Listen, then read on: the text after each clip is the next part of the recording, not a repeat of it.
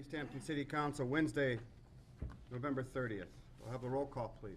Andrea Burns. Present. Justin Cobb. Present. Ron Shatnoff. Present. Don Psychowski. Here. Salem Derby. Present. Dan Hagan. Present. Joe McCoy. Dan Rist. Here. Joy Winnie. Here.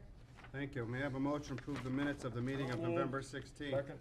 Motion on the floor to approve the minutes of November 16th. Do we have any discussion? If not, all in favor? Aye. Opposed, abstaining. Thank you. Public speak time. Anyone here to speak on any issue other than the public hearing agenda? State your name for the record, please. My name is Patrick Bruff, and I'm here representing the Chamber of Commerce today. I just wanted to take a minute to invite everyone, the councilors, as well as the general public, to this year's holiday stroll, which is this Friday, December 2nd, and it starts at 7 p.m. We start up at in front of Maple Street. We stroll down Cottage Street, stopping to turn on, or actually stopping to get the light turned on the pond, the tree, by our 2012 Distinguished Young Woman of Greater Easthampton, who is Molly Bilecki this year. So we'll stop there, we'll do some caroling down Cottage Street, then we'll head up Union Street, where we will be met by Santa on a big red truck, and we will have cocoa and cookies for all the kids that are there. So I just wanted to extend the welcome to everybody. Also to thank a couple of the folks like Big E's Supermarket, Burger King, Silver Spoon, Easthampton Police and Fire Department for helping us with this great annual tradition, and we look forward to hopefully seeing you all there. Thank you. Thank you very much. Anyone else? Thank you. Moving forward, we have a request from the city auditor to reappoint the assistant city auditor. May I have a motion to move that to committee? So moved. Second. We have a motion to move the request for city auditor to the appointments committee. Any discussion? If not, all in favor? Aye. Opposed? I have some correspondence in that the charter changes we requested and were approved by the mayor and sent to the state legislature have been approved and signed by the governor on November 7th. What does that mean? All of those changes are now law, and you should ask Barbara to send you, or she will send you by email, the new charter. What the clerk has done on the bottom of each page where there is a change, she has a footnote dealing with that change. I'm going to briefly remind you of what those changes were. Some of them are significant. Definitions have been reorganized without letters, and that was the state's legislature's choice, and it did not affect any of our actions. The word measure is important to remember, because the word measure shall mean any ordinance, order, resolution, or other vote proceeding or adopted, which might be adopted by the city council or school committee. That is because under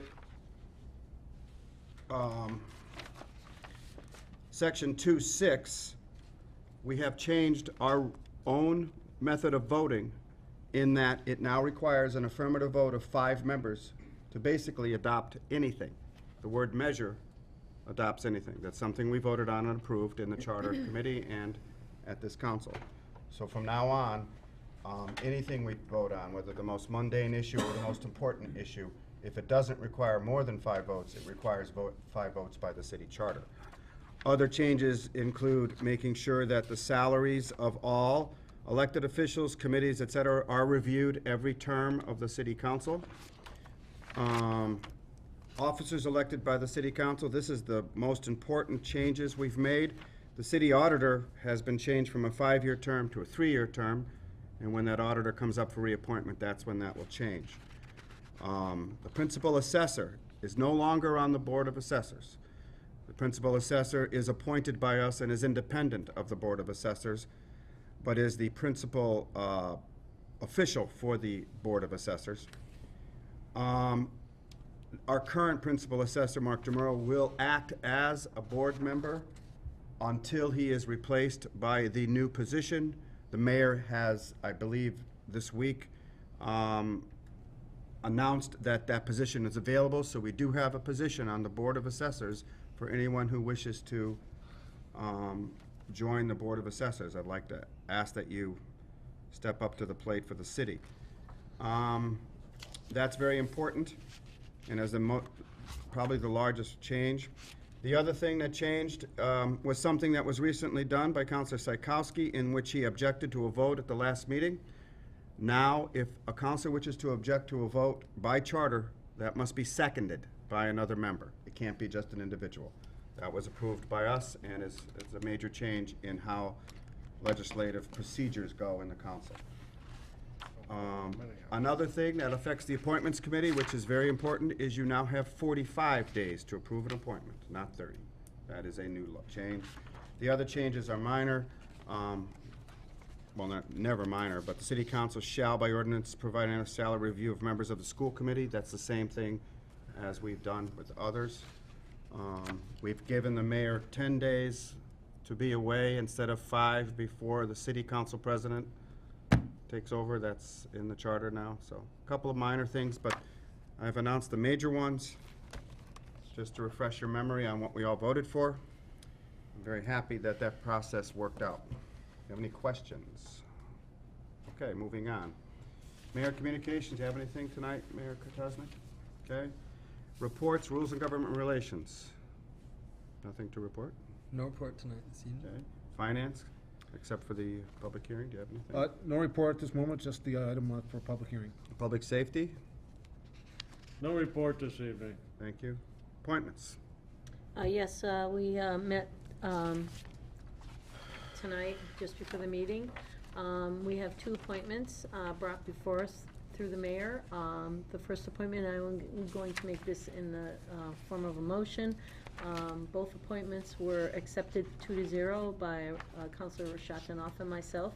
The first appointment is Catherine Good-Schiff to the ECA Plus Cultural Council with her term expiration of December 31st, 2014, and Liz Provo to the National Honor Steering Committee with her expiration of December 31st, 2013. And we both voted that in the affirmative. Is that a motion? Yes. We have a motion to approve the aforementioned appointments. Do we have any discussion? Second. There was a second over here. Okay. Do we have any other discussion? If not, all in favor? Aye. Opposed? Abstaining? Thank you. Do you want me to do these now? Yeah, why don't you move those? Do we have new appointments? We have the mayoral appointments of the yearly laundry list of appointments. For the public's and the city councilors' information, I'm going to only read the new appointments and not the appointments that are being renewed, basically. We have, I don't know, I didn't count them, approximately 55 appointments? 36 appointments. Okay, well, thank you. We have 36 appointments.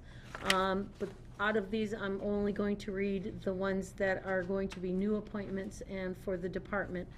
The first one would be Mark Hugo Najletti on the Commission of Disability with the expiration term of December 31st, 2013.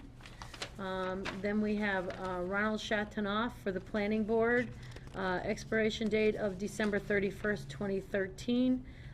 Jesse Belcher Time, Planning Board, December 31st, 2012. And James Zarvis, Planning Board Associate Member with the expiration of December 31st, 2014. Eddie Pizak, too, there. And Ed Piziak, yes, Ed Piziak to the Park and Rec Commission. So those are the new appointments. And I would ask then for a motion that this be sent down to Appointments Subcommittee. We will be holding our meeting on December 7th at 5 o'clock to go over these appointments. Second. Second. We have a motion to send the mayoral appointments to committee. Do we have any discussion? If not, all in favor? Aye. Opposed? Thank you. Moving on from appointments ordinance, Councilor Shatno. No report, Mr. President. Property, we do have a returning item, Councilor Cobb. Thank you, Councilor Riss. What we have is a continuation of a motion to authorize the sale of 152, 154 Everett Street. Just a quick recap. The counselor on the end asked for an objection to give people time to reconsider their position on this. This is a small 3/4 acre piece of property that the city has owned since 2004. At that time, back taxes, just basically for a rough number, we were owed $85,000 when we took this by title and foreclosed on our property. Since that time, to match grants to clean up the property, roughly around $35,000 in CPA money has been used to clean up the property to make it ready.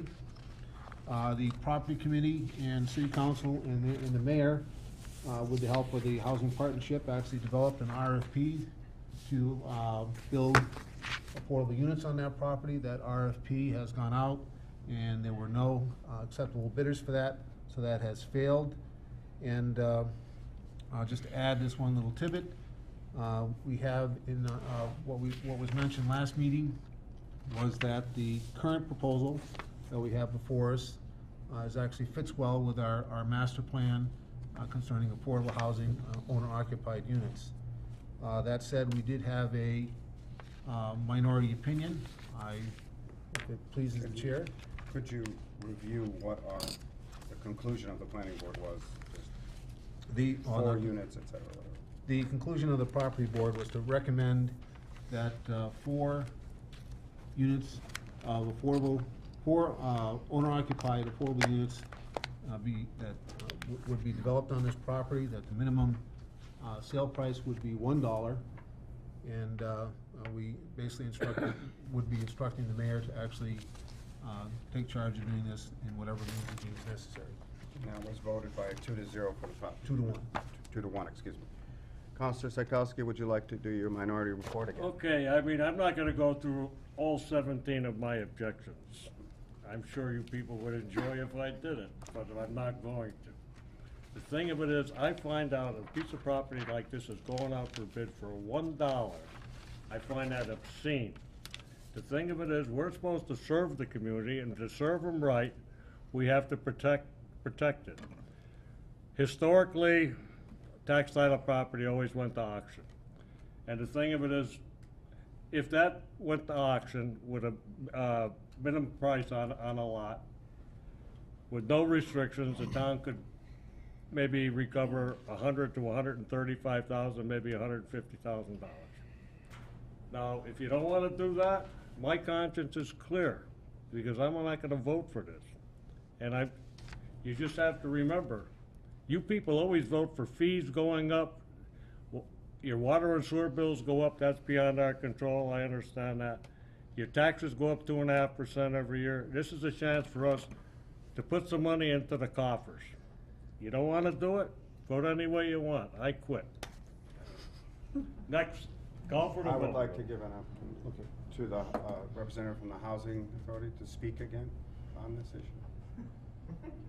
That would be you. You were so eloquent the last time.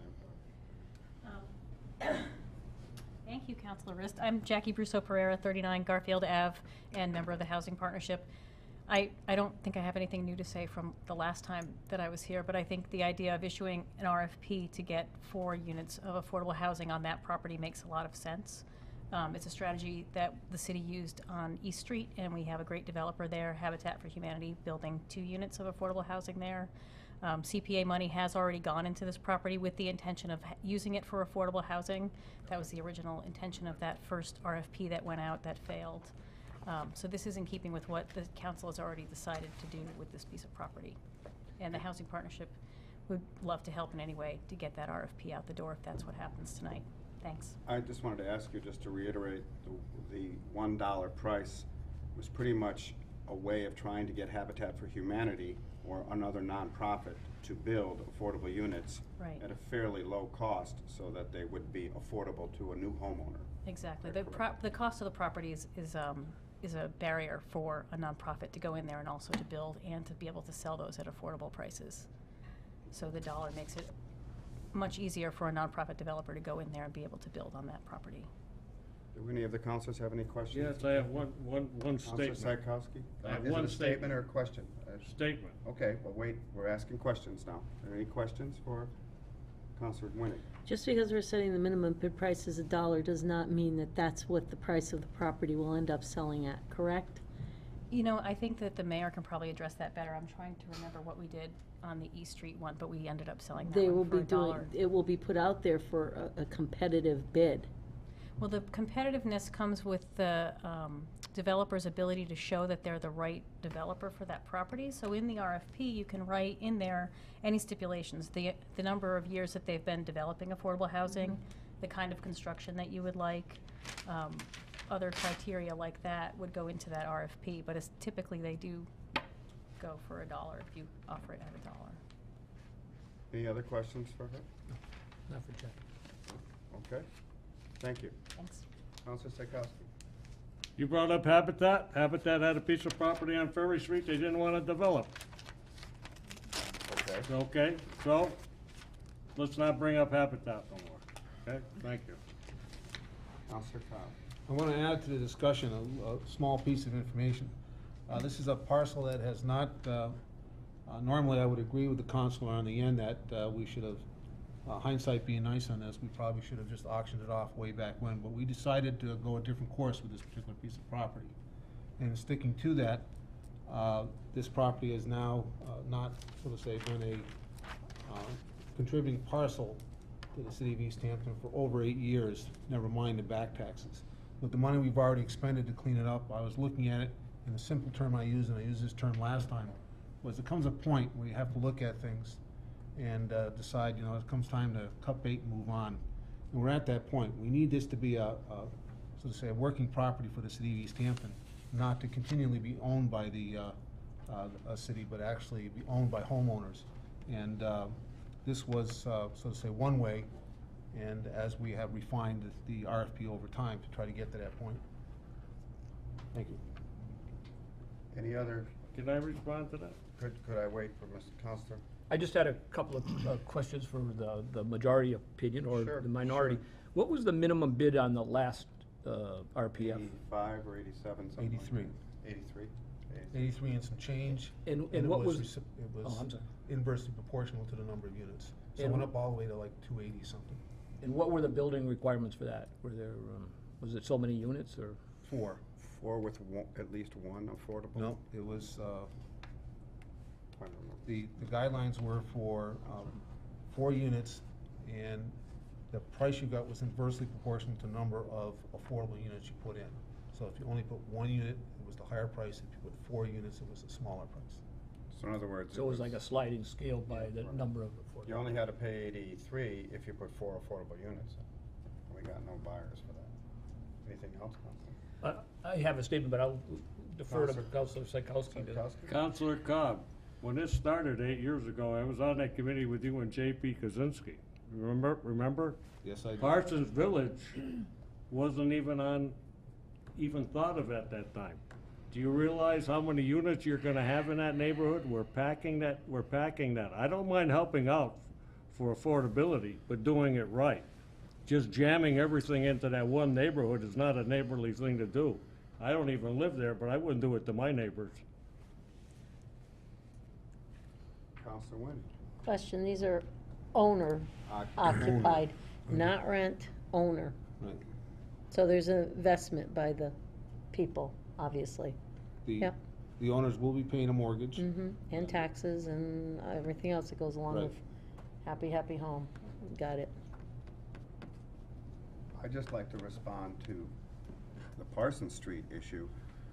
As much as I love affordable housing, I cannot guarantee that will come to pass. 40B may happen in that particular development, and if it does happen, okay, but I would like to say that even with that, and I know the counselor at the end doesn't like the fact that the state has given us mandates, but we're still far below our 10% threshold. And when a 40B project comes to us, we lose a lot of control. I'd rather the community be able to reject a place like Parsons if they want to, and not have to have it put back on them through 40B. The idea of 40B is to ask the communities to provide affordable housing when they can, up to, I guess it's 10%, if I'm correct, of the level of housing in the city. And this will begin, again, 4 units is hardly anything to that 10%, but it's something. And the word affordable is being I think, still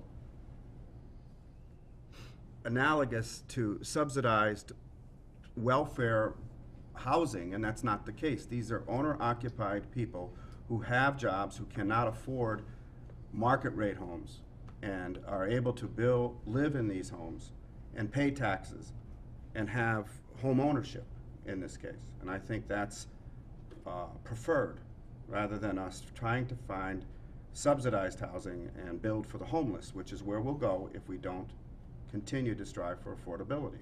That is why I love it, and I want to keep trying for it. That's my statement. Did you have one?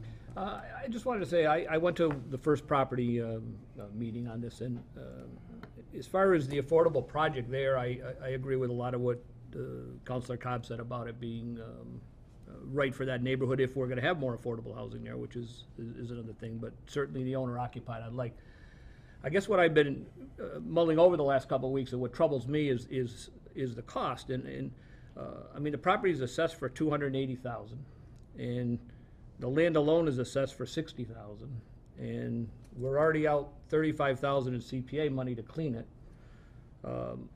As Councilor Cobb said, the back taxes we lost on it were $85,000, and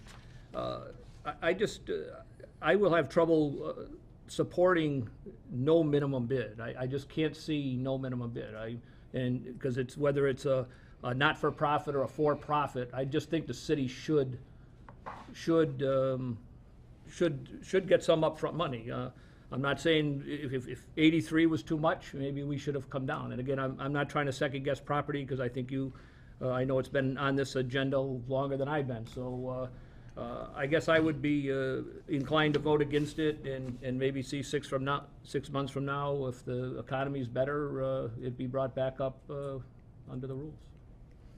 Anyone else? We do not have a motion yet, but certainly, Councilor Derby. Well, I think I agree with what you said, Dan, and you said it better than I could. But as far as the money issue goes, I feel like we have, as a community, we have a responsibility to invest in things that we feel are important. And so, one of the things that we've identified in our master plan as being important is affordable housing, and we have invested in this property.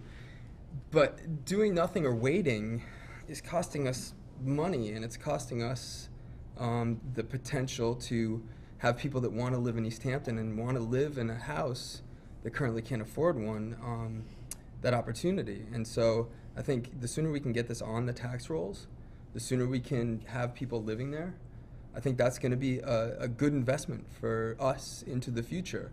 And I think waiting or holding out for potentially something more, which we have no idea, it's a nebulous kind of idea of whether we're going to get anything more, or whether anybody would be interested in that. I think this makes sense to me, to invest in what we feel is important. And that's why we put CPA funds into the site. And so I think continuing that investment and moving forward makes sense to me. Did I see Councilor Burns? No. Yeah, I just wondered, you may have said this at the last meeting, but how long was it on the market for 83,000, that parcel? Did you mention that? I'm not sure when the RFP came out. I thought it was 2008, but I'm not absolutely sure. When real estate was good. So about 3 years? It's potentially? been out there for a couple of years, yeah, at least. 8 years. 8 years since it was off the tax rolls. But And 8 years. Current RFP, which failed. It was off longer than that, I think. Yeah, 2 years before that was taken tax title.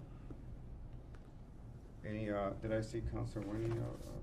Anybody else? Oh, Councilor Cobb. What I'd like to point out is one of the unique features of this property is the principle behind what we did matches 2 aspects of our master plan. The first aspect is, and hopefully we can actually achieve this next year, is one of the goals is to build 5 units a year of owner-occupied affordable housing. This property and the one on East Street helps us meet that goal.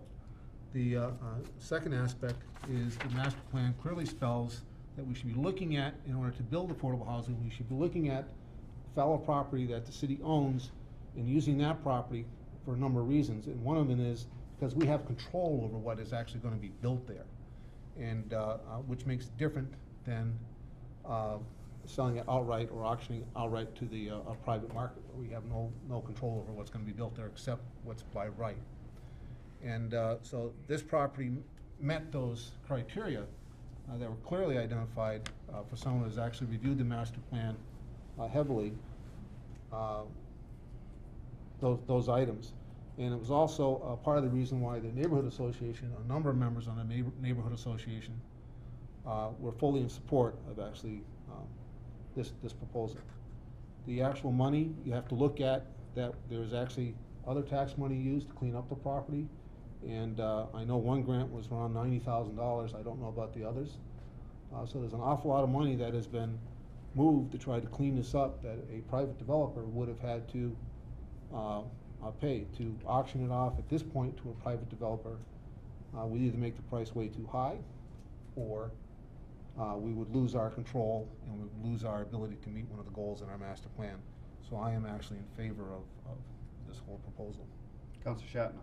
I'd like to speak in favor of this option to utilize this property and get it back on the tax rolls. I see it as a chance for us as a community to do right by a number of people who can't get into the housing market otherwise. And there is an opportunity cost to this that the taxpayers of Easthampton will bear, but if we want to think that we're only as good as what we put out there as a community, I think that this is a reasonable chance for us to give some members of our community a step up and allow them home ownership. Okay, can I have a motion? We'll continue. We could have more discussion after the motion, of course. Okay, since it's been called, I'd like to make a motion to authorize the sale of this piece of property at Everett Street. I move that the City Council authorize the Office of the Mayor to take all necessary steps to execute the sale of a parcel of land at Everett Street, Assessors Map 146, Parcel 135, aka the Everett Street Garage property, for the development of 4 owner-occupied affordable housing units based on a proposal which meets the following updated disposal requirements. Minimum bid price of $1. So motion? Second. A second and a motion for the RFP for the sale of land at 152, 154 Everett Street. Discussion. I have an amendment to the motion. I'm recognizing I just, Counselor first. again, I just wanted to say on, as far as the motion, again, I would probably oppose it. Not, a lot of what people have said is true. I think this, but if it's only been on the rolls here for 3 years approximately, I mean, these have been probably 3 of the worst market years for housing, where maybe somebody wouldn't have come out and paid the $83,000. And again, it goes to my thing of maybe not killing the whole project, but postponing the project to see if we can't get some type of money up front for the city. I just think there's a lot of money out here that the taxpayers have already expended, and if we could at least get some upfront money, I think it would be a win-win both for affordable housing and for the taxpayers that are helping to subsidize the affordable housing. And in that vein, the one thing I will say, and I agree a little with what Councilor Cobb said also about that parcel, if we did postpone it even 6 months or a year, I would like to see the council maybe send a letter of request to the DPW to at least mow the parcel or somewhat clean up the parcel, because it is a city-owned piece of property, and I think it's kind of not a shining example of the city's own land not being kept up. I mean, it's overgrown. I've gone by there a couple times over the last couple weeks, and it's it's overgrown, small trees, small shrubs, and I think the city should really have made an effort to clean it. So that's another reason why I'd like to see it delayed, cleaned up, and maybe placed back, and see if the city can't get some upfront money. So, thank you. Councilor Psychowski, your amendment? Yes, I move to amend to sell the property with no restrictions to the highest bidder with a minimum set price of $100,000. Need a second. I'll second. We have a motion to amend the RFP. If I heard it correctly, there would be no restrictions with a minimum sale price of $100,000. This is an amendment to the original motion. Do we have any discussion further on the amendment? All those in favor of the amendment? Aye. 1 aye, opposed? Nay. Nay. The amendment is defeated. Moving on, further discussion on the original motion, RFP. Counselor Winnie? If, it's my understanding that we've put $30,000 of CPA money into this property. Yes. We've gotten approximately a $90,000 grant. That's $120,000 that have already been expended into this property. Is it 90,000, Stuart? Just yes or no? Shake your head, yes or no. 200? 144. Because there's another one. 144,000 on top of the 30. That's 174,000 into that property.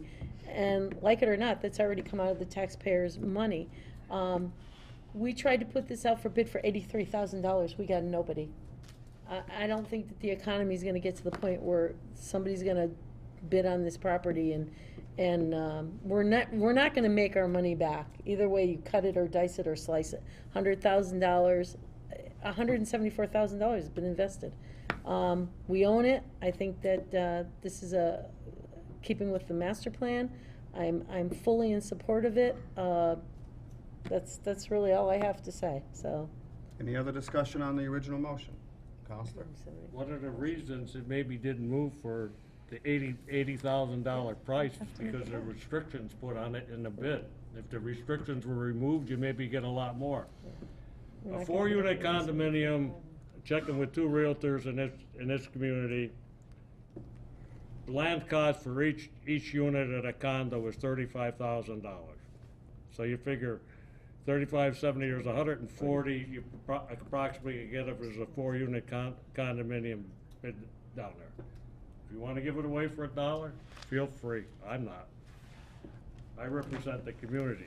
I may be incorrect here, Counselor Cobb, correct me if I'm wrong, but that money that Counselor Winnie just announced, $30,000 plus the grant money, would have to be paid back by a private developer to the CPA fund and to the grant, because the grant was designed for affordable housing. So that would completely restrict a private developer thinking that, I guess, upwards of $150,000 would also have to be put forward, plus the cost of the land. So I'm not sure how that would fly anyway, but any other discussion on the motion? Seeing none, I'll have a roll call vote, please.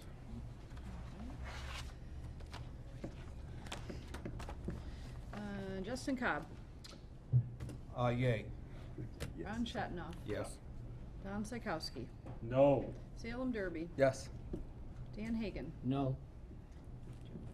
Dan Rist. Yes. Joy Winnie. Yes. Andrea Burns. Yes. Yes, we won.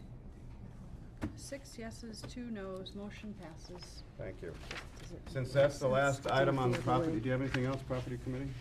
That concludes. Then I will ask for a motion to open public hearings. So moved. Second. We have a motion to open public hearings. All those in favor? Aye. Counselor Cobb. Thank you, Counselor Riss.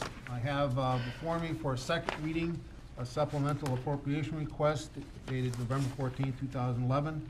Request is hereby made for approval of the following appropriation. The amount requested is $50,000. This does have the auditor's approval signature on it. To be appropriated from certified free cash, the full amount of $50,000. To be appropriated to the highway debris cleanup account, the full amount of $50,000. The amount requested will be used for the following purpose: to provide for rental and other direct costs associated with the removal of debris from the storm in late October. I'd like to add a couple of notes. The Finance Committee did meet on this and voted to recommend approval 3-0. You should note in your packet that the numbers didn't quite add up. We actually had a discussion of this, and the mayor was very thorough in providing some additional information along with Superintendent Joe Pip. We were provided with invoices and POs to back the numbers up you see on your presentation. For ease of discussion, the overtime was basically, sort of say, taken out, and we then rounded up to kind of get to the 50,000. But I'd like to add that, and I actually like in this case, this is my personal opinion, like the mayor's programmatic approach to this, in that there's a lot of monies to be recovered from the storm cost, with a hope of a 75% reimbursement. Now, that's a hope. And so his approach of not putting out all the cost out at once, so to say, minimizes the cost of the city and helps maximize our return rate. And I think that's a very good approach. So we may be seeing other requests in the future.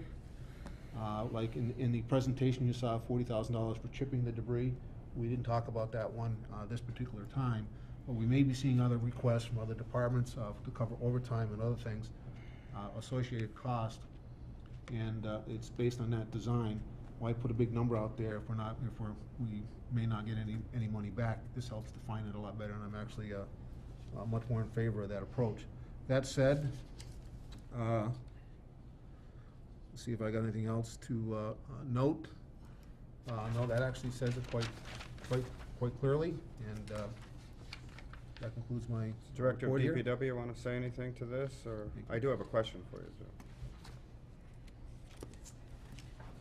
Good evening, everyone. My question is, you go around. Nice car, Joe. You go around the streets and you see people have left debris near the side of the road. And you question whether it is debris from the public way, it may be from their yard that they put at the streets. What happens? Since we'll all get calls.